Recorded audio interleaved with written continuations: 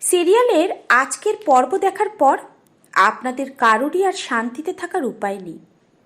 ময়ূক জেলে যাওয়ার পর আমরা ভেবেছিলাম লাজুর জীবনের সমস্ত সমস্যার সমাধান হয়ে গেছে, কিন্তু পর্দার আড়ালে এক ভয়ঙ্কর চিত্রনাট্য যে আগে থেকেই লেখা ছিল তা আজকের এপিসোডে পানির মতো পরিষ্কার হয়ে গেল। বাইনাকুলার হাতে অন্ধকারে দাঁড়িয়ে থাকা সেই রহস্যময় ব্যক্তিটি কে? কেন সে লাজুকে টার্গেট করেছে? এবং সবচেয়ে বড় কথা, লাজুর অতীতের সেই কোন গোপন অধ্যায় আবারও নতুন করে ফিরে এলো, যা লাজুকে তছনছ করে দেওয়ার জন্য মরিয়া। আজকের এই 12 মিনিটের ভিডিওতে আমি আপনাদের দেখাবো সেই রহস্যময় ব্যক্তির পরিচয় নিয়ে, জল্পনা এবং কেন এই শত্রু ময়ূকের চেয়েও শতগুণ বেশি ভয়ঙ্কর। এই ভিডিওর শেষে আপনাদের জন্য থাকছে এমন এক টুইস্ট যা দেখলে আপনারা স্তব্ধ হয়ে যাবেন। আজকের এপিসোডের শুরুতেই দেখা গেল সেই বাইনাকুলার লেন্সের ওপর ঝাপসা হয়ে আসা লাজুর মুখ। ক্যামেরার ফোকাস যখন সেই লেন্সের ওপরে থাকা ব্যক্তির চোখে গেল, তখন তার চোখের সেই ঠান্ডা চাহনি দর্শকদের হাড় হিম করে দিয়েছে। সে কোনো সাধারণ শত্রু নয়, সে লাজুর প্রতিটি পদক্ষেপ গুনে গুনে এগোচ্ছে। আজ সে লাজুর বারান্দার একদম কাছে চলে এসেছিল, কিন্তু ঠিক যেই মুহূর্তে লাজু দরজা খুলতে গেল, সে মুহূর্তেই সে এক অদৃশ্য ছায়ার মতো মিলিয়ে গেল। লাজু যখন তার ড্রয়ারে থাকা পুরনো ফাইলগুলো তন্ন তন্ন করে খুঁজছিল, সে হঠাৎ একটা পুরনো খবরের কাগজের কাটিং খুঁজে পেল। সেখানে লেখা এক রহস্যময় দুর্ঘটনায় লাজুর পরিবারের ব্যবসার পতন।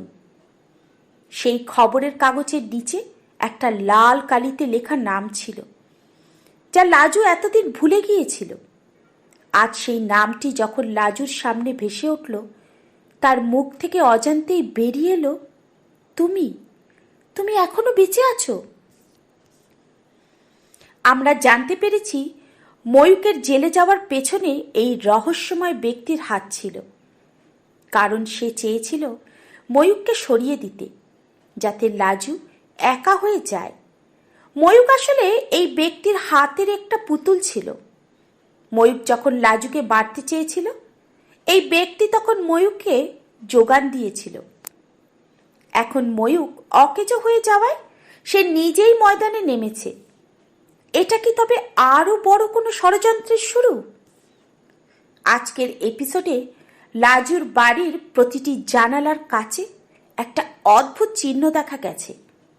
সেটা কোনো কালি দিয়ে লেখা নয়, বরং সেটা কোনো ধারালো বস্তু দিয়ে খোদাই করা। লাজু যখন পুলিশকে ডাকলো, পুলিশ অবাক হয়ে দেখল এটা এমন কারোর কাজ যে বাড়ির সিকিউরিটি কোড সম্পর্কে আগে থেকেই জানে। লাজুর পরিবারের খুব কাছের কেউ না হলে এটা করা অসম্ভব। আজ লাজুর সাথে রায়ানের একটা দূরত্ব তৈরি হয়েছে। লাজু বুঝতে পারছে রায়ান কেন বারবার বলছে তাকে বাড়ি ছেড়ে দিতে।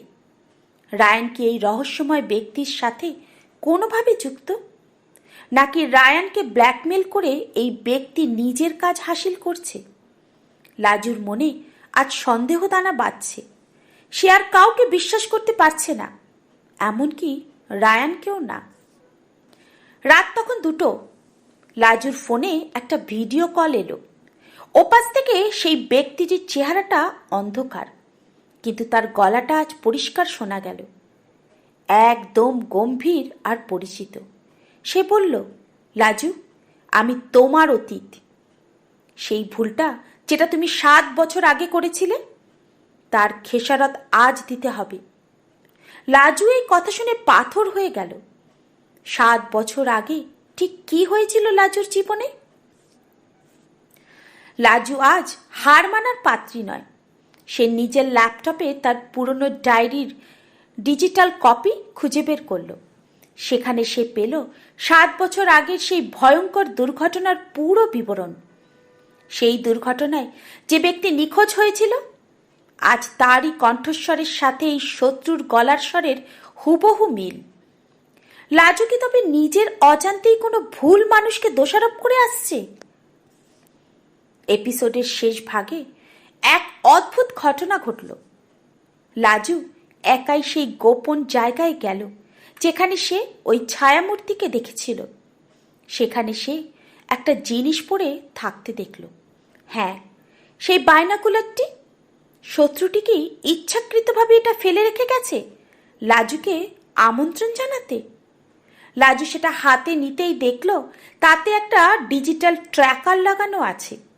সে কি তবে শত্রুর পাতা আরও এক বিশাল ফাঁদে পা দিল? বাইনাকুলারের ডিজিটাল রেকর্ডারটা চেক করতে গিয়ে লাজু দেখল এতে শেষ তোলা ছবিটা তার নিজের বাড়ির ভেতরের। তার মানে শত্রুটি লাজুর বাড়ির ভেতরেই কোথাও লুকিয়েছিল।